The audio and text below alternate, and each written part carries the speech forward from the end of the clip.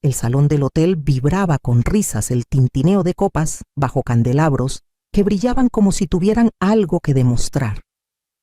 Estaba sentada cerca del fondo junto a un ficus en maceta invisible, como solo puede estarlo una mujer mayor con una blusa azul marino.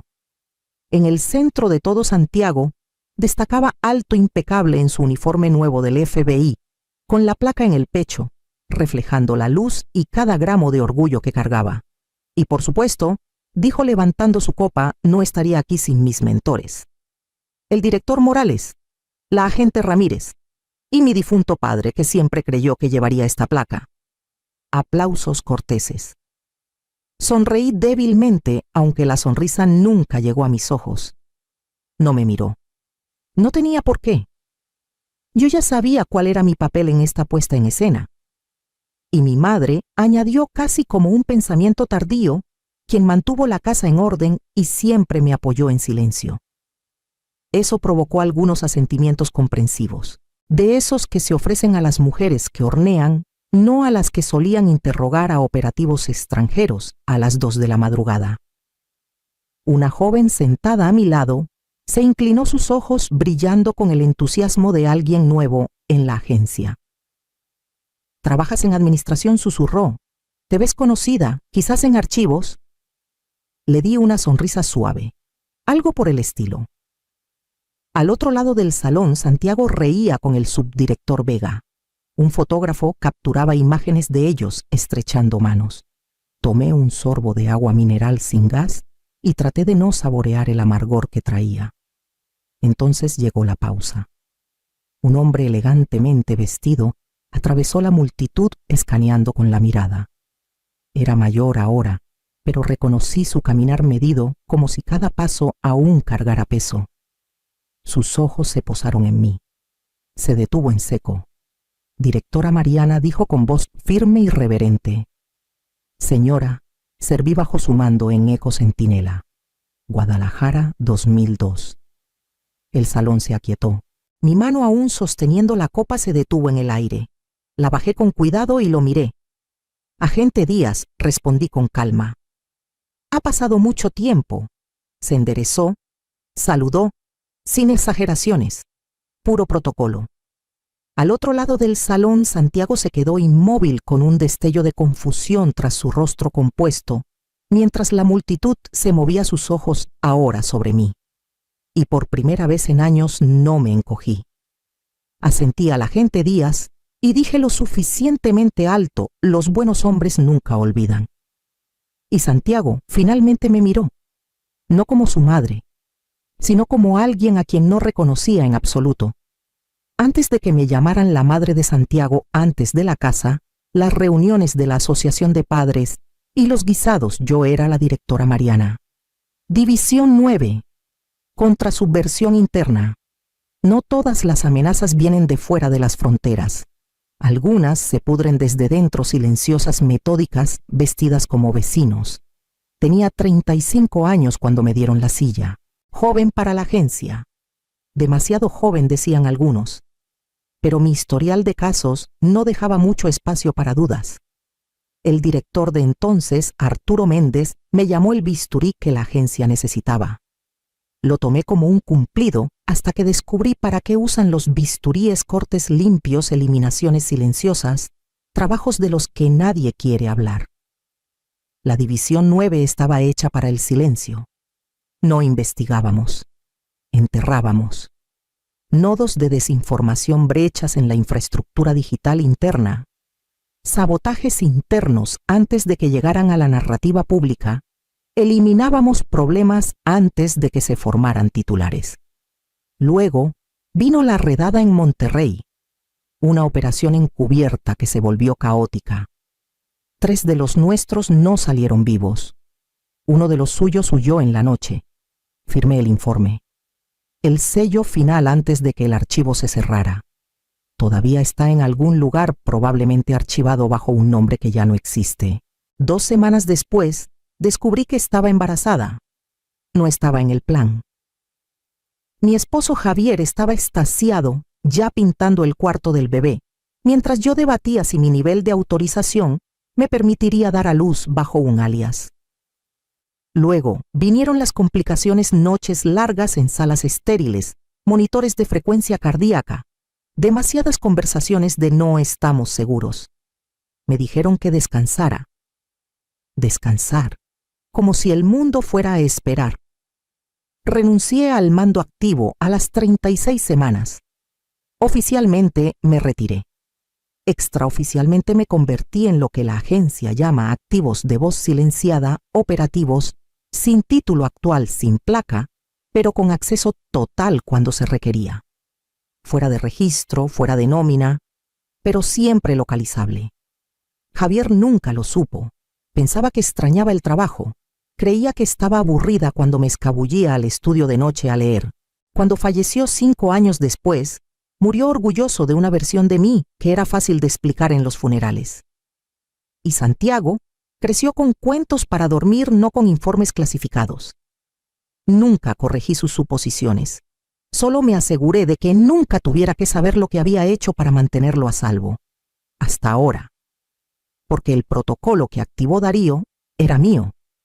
Y yo era la única que quedaba que sabía cómo detener lo que una vez comencé. El eco de la gala aún se aferraba a mí cuando entré a la casa. No encendí las luces. No las necesitaba. Cada tabla del suelo, cada cambio en el aire me era familiar. Este lugar no había cambiado en años, salvo por el silencio. Pasé por la pared de fotos. Santiago con su uniforme de la academia. Javier sosteniéndolo a los 5 años. Y justo debajo, un cajón que no había abierto desde el funeral de Javier. Mis dedos dudaron en el borde antes de abrirlo. Todo seguía allí. Dibujos de crayones de cohetes espaciales, cintas de ferias de ciencias, una tarjeta del Día de la Madre con su letra apenas legible. Y debajo, plana rígida sellada en una carpeta manila, envejecida estaba el archivo, que esperaba no tener que tocar nunca más. Piedra del hogar. Contingencia alfa. Me senté en el borde del viejo sofá con las manos descansando sobre la carpeta cerrada. Tenía polvo en las esquinas, pero el sello seguía intacto. Los protocolos de la División 9 no se archivaban digitalmente. Lo que manejábamos no era para servidores. El teléfono vibró una vez bajo y deliberado. Un número sin nombre. Contesté. Mariana. La voz de Darío no perdió tiempo. Una matriz de amenazas activó un protocolo enterrado. Cruzando operaciones desde 2005 en adelante. La bandera de piedra del hogar apareció. Mi garganta se cerró. Ese archivo fue archivado. No lo suficiente, dijo. Tu firma está en el patrón de activación. Don de División de Campo de Ciudad de México. La unidad de tu hijo. Cerré los ojos, los dedos apretando la esquina de la carpeta. ¿Cuál es la tasa de coincidencia? 92%. Y subiendo. No pregunté qué había sido comprometido. Todavía no. Solo me puse de pie, carpeta en mano. Encuéntrame en persona, dije. El mismo lugar que usamos antes. Hubo una pausa. ¿Estás segura de querer abrir esto otra vez? Miré hacia la pared de fotos, al rostro joven de Santiago, mirando desde un pasado que nunca cuestionó. No creo que tenga opción. Colgué. La carpeta no se sentía más pesada, pero todo lo demás sí. Arriba podía escuchar el zumbido del viejo ventilador de techo de Santiago girando en su cuarto vacío. Subí las escaleras lentamente con la carpeta presionada contra mi pecho y abrí la puerta de un cuarto que no le había pertenecido en años. La invitación llegó 2 días después de la gala. Formal, impresa con el sello de la agencia en relieve. Santiago había añadido una nota al margen. Espero que puedas venir esta vez, mamá. Sin disculpas, solo un gesto cortés que le permitía sentirse generoso sin revisar el pasado. La recepción fue en la sala Jefferson, toda de paredes de cristal y puestos de seguridad. Agentes en trajes impecables formaban pequeños grupos con risas bajas y profesionales. Di mi nombre en la recepción. La mujer revisó su lista, sonrió con tensión y me señaló la mesa 19. Debería haberlo imaginado. La mesa 19 estaba escondida cerca del fondo junto a la máquina de espresso y frente al contenedor de reciclaje. El tipo de asiento reservado para invitados de relleno y personas que no se espera que se queden mucho. Una joven agente en un blazer demasiado ajustado miró mi tarjeta de nombre, luego apartó la vista, como si hubiera visto algo ligeramente confuso y decidiera no preguntar. Desde el podio, Santiago hablaba con confianza, pulido y cálido. Estamos aquí hoy gracias a quienes nos entrenaron, nos empujaron y confiaron en nosotros personas como el director Vega, la subdirectora López y otros que abrieron el camino. No me inmuté. Solo tomé un sorbo del café tibio que alguien había abandonado en nuestra mesa compartida. Ni una sola vez miró en mi dirección.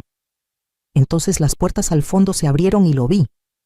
Darío Díaz, bien afeitado, más afilado de lo que recordaba, caminando con la autoridad de un hombre que no había olvidado de dónde venía. Escaneó el salón, me vio al instante y sonrió no con lástima, sino con memoria. No esperó para bajar la voz. Señora, dijo, lo suficientemente alto para que el salón lo notara, la División 9 se construyó con su estrategia. Todavía usamos su manual. Varias cabezas se giraron. Asentí una vez lenta y deliberada, y me puse de pie no para hablar, sino para aceptar el espacio que una vez gané. La voz de Santiago titubeó a mitad de frase. Capté la mirada que lanzó a través del salón, el leve entrecerrar de sus ojos, como si me viera por primera vez. Y entonces, finalmente hizo una pausa, como si hubiera entendido que no era el único Mariana con una placa que alguna vez importó. Nos encontramos en el patio trasero del salón de recepción, donde el murmullo de las conversaciones se apagaba bajo el suave susurro de la fuente. Darío estaba de espaldas a la multitud, con las manos cruzadas, esperando a que hablara primero. No me fui porque tuviera miedo, dije. Y no fui deshonrada. Nunca creí que lo fueras, respondió sin girarse. Me fui porque Piedra del Hogar nunca debió existir. Fue creado bajo presión, autorizado en un vacío y operado con atajos que nunca debieron pasar el protocolo. Lo cerré antes de que se convirtiera en algo peor. Darío asintió lentamente. Entonces, ¿por qué está activo otra vez? Mi aliento salió con fuerza, porque alguien quiere que lo esté, y están usando al equipo de Santiago para hacerlo. Se giró para mirarme, su expresión ilegible. Él reabrió el archivo la semana pasada. Dijo que encontró una cadena de identificadores enterrada en un caso de tráfico interno. Pero Mariana, su código de acceso coincide con un protocolo espejo. Eso significa que la información que usó para justificar la extracción fue plantada. Lo están usando como carnada, dije, ya escuchando el ritmo en mi cabeza. Le están dando los restos de una operación muerta para que resuciten las partes que quieren. Y si sale mal, le echarán la culpa a la mujer que la creó. Terminó Darío, la que se fue. Miré más allá de él a través de las puertas de cristal, donde Santiago estrechaba manos con un senador. No sabe que él es el que está siendo usado. Darío se acercó más. Podrías decírselo, no me creería. Todavía no. Piensa que el silencio es culpa. Entonces muéstrale qué es realmente el silencio. No respondí de inmediato. El aire traía un leve olor a café y colonia, pero algo más frío permanecía debajo. Necesito los registros originales de activación y acceso a sus casos. No estás reinstalada. No necesito estarlo, dije. Solo necesito ver qué han enterrado bajo su nombre. Darío asintió. Lo haré posible. En silencio. Al volver al salón, las luces de la recepción parecían más duras. Santiago me miró de nuevo, un destello de algo cruzando su rostro, curiosidad o duda. De cualquier manera, el terreno había cambiado, solo que él aún no lo había sentido. Lo llamó una cena familiar. Dijo que quería hablar solo nosotros dos, tal vez aclarar las cosas. Acepté sin dudar, aunque sabía que no debía confiar en el tono. Había demasiada distancia en su voz, demasiada estructura en cómo dijo extraoficialmente. La casa que eligió no era suya. alquilada probablemente una vivienda temporal de la agencia. La puerta estaba entreabierta cuando llegué. Adentro la iluminación era demasiado perfecta, demasiado cálida. Una botella de vino ya descorchada, 2 copas esperando. Un filete reposando en la encimera aún tibio, como si hubiera sido cronometrado al minuto. Pensé que te gustaba el merlot, dijo Santiago cuando entré. Nunca me gustó, respondí quitándome el abrigo y doblándolo sobre la silla más cercana. No preguntó por qué no lo colgué en el armario. Nos sentamos a la mesa. Hablamos de cosas superficiales durante 5 minutos: su ascenso, mi jardín, el precio de las casas en Querétaro. Preguntó por mi salud como si fuera una formalidad. Luego se recostó y cruzó las manos. Quiero entender tu pasado, dijo. No la versión con la que crecí, la verdadera. No dije nada. Solo observé los rincones de la habitación mientras escuchaba. La estantería era nueva. Las fotos estaban desordenadas. Una de Javier había sido movida al centro, una foto que no había visto exhibida en más de una década. Demasiado deliberado. Metí la mano bajo mi abrigo y toqué el interior de la manga. El rastreador que Darío me había dado vibró una vez. Seguía activo. ¿Por qué ahora?, pregunté. No se inmutó. Porque creo que alguien usó tu nombre para justificar una operación que nunca debí heredar. Y necesito saber si tú la plantaste. Me levanté y caminé hacia la pared de fotos. El patrón de polvo alrededor de los marcos había sido limpiado recientemente, como si alguien hubiera estado reordenando el pasado para que encajara con una narrativa. No estás siendo investigada, añadió rápidamente. No oficialmente. Pero no me miró cuando lo dijo. Me giré, lo miré a los ojos. No eres el único al que están manejando, Santiago. Su mandíbula se tensó. Entonces ayúdame a entender quién está manejando a quién. Regresé a la mesa, tomé mi abrigo y abrí el bolsillo interior. De él saqué una copia del memorando original de terminación de Piedra del Hogar. Lo puse en la mesa entre nosotros y dije, eres tú. El filete se había enfriado. Santiago no había tocado su copa. La tensión era medida clínica, como un interrogatorio con servilletas de lino. Sacó una carpeta manila de la mesa auxiliar y la puso junto a su plato. Esto me llegó por canales seguros, autenticado por 2 revisores internos. No la tomé. Ya sabía qué había dentro. Según esto, continuó, alteraste identidades operativas durante Piedra del Hogar para obtener ventajas personales. 3 de los testigos murieron en menos de un año. Su voz no tembló, pero vi la grieta en su certeza en sus ojos. ¿Te lo dio Hernán Quirós, verdad?, pregunté. No respondió. Eso fue suficiente respuesta. Te dijo que estaba limpiando cabos sueltos, que Piedra del Hogar necesitaba un cierre final, y que yo era la razón por la que nunca tuvo un final limpio. Silencio. Saqué la grabadora de mi bolsillo y la puse suavemente en la mesa. Presioné reproducir. La voz de Quirós llenó la habitación, demasiado suave, demasiado pulida. Consigue su firma en las entradas mal archivadas. Retrocede la fecha. Diremos que operaba fuera de jurisdicción. Si se resiste, filtramos la operación de Argentina, justo lo suficiente para sembrar dudas. La prensa no pedirá matices. El rostro de Santiago palideció. La grabación terminó en silencio. Se recostó mirando la carpeta como si se hubiera convertido en algo completamente distinto. No lo sabía. No dije con calma. No debías saberlo. Eso es lo que te hace útil. Tragó con fuerza. ¿Por qué no dijiste nada antes? Porque sabía que tenías que descubrirlo tú mismo. Si te lo hubiera dicho, habrías pensado que era solo otra capa de desinformación. Bajó la mirada, pasando el pulgar por el borde de la carpeta. Esto nunca fue sobre ti. Era sobre controlar la herida de salida. Y usaron tu nombre para reabrirla. Asintió lentamente, luego empujó la carpeta hacia mí sobre la mesa. ¿Qué hacemos ahora? No me moví para tomarla. La seguimos, dije. Cada nombre, cada archivo, y exponemos quién sigue lucrando con el fantasma de una operación muerta. Su voz era más baja ahora. ¿Y si contraatacan? Me levanté. Entonces recordarán para qué se creó la División 9. Darío me encontró a 3 cuadras del archivo seguro, con el motor encendido y las ventanas polarizadas.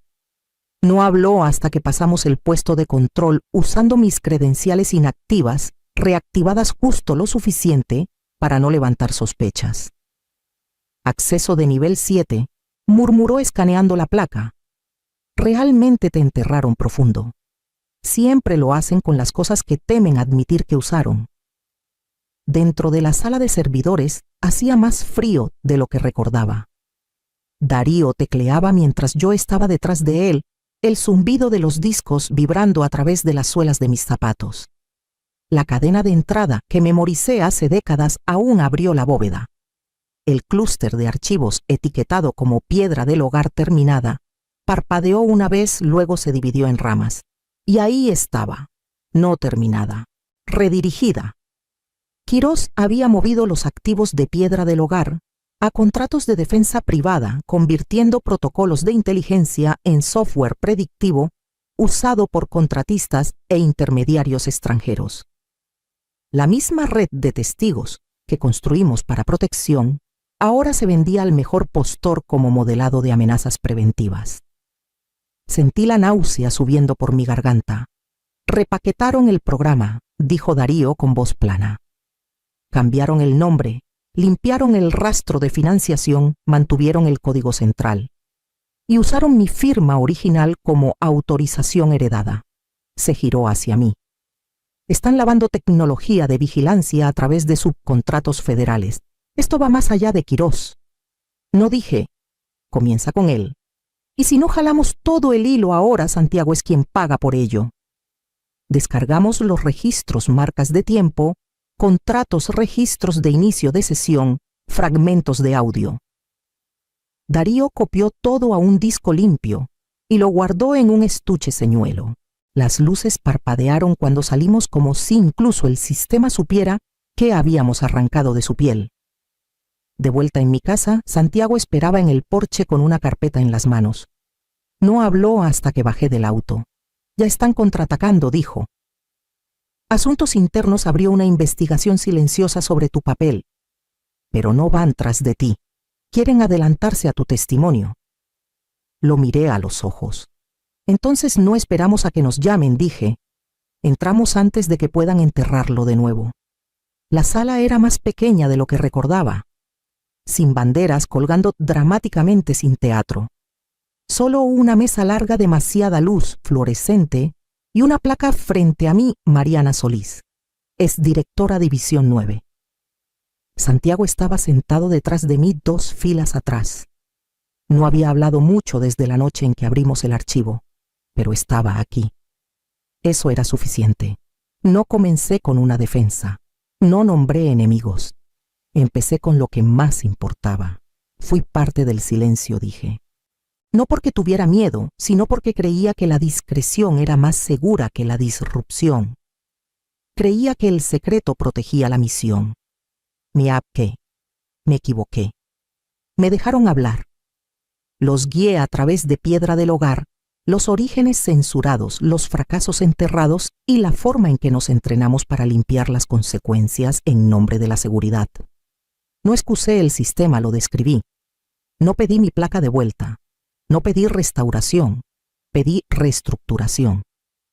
El acceso heredado, dije, no debería usarse como cobertura para vigilancia privatizada.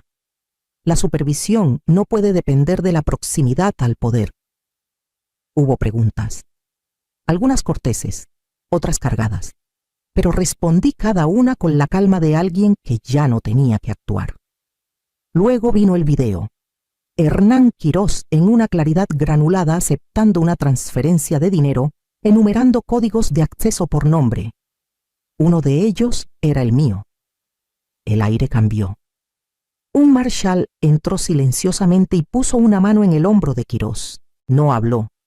Solo se levantó y me miró mientras lo escoltaban fuera con los ojos abiertos, el rostro pálido como alguien que había preparado cada movimiento menos el que llegó. No lo vi irse. En cambio me giré hacia Santiago, quien se levantó sin que se lo pidiera. Y asintió. El golpe en la puerta fue suave, casi inseguro. Cuando abrí, Santiago estaba allí, con una bolsa de lona al hombro y algo de madera bajo el brazo. No habló de inmediato, solo me lo entregó como si fuera algo que había cargado más tiempo del que quiso. Era una placa, simple, limpia. División 9 Arquitecta, Solís M.